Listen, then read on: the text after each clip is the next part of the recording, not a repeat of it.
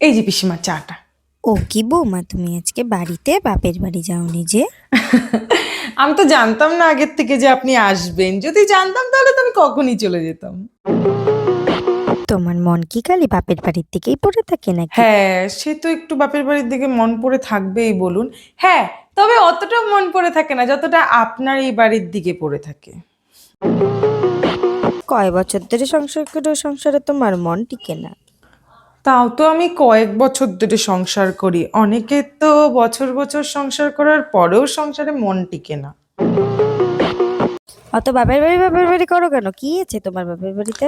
ওইটাই আছে যেটা আপনি এ বাড়িতে এলে নষ্ট হয়ে যায়, শান্তি।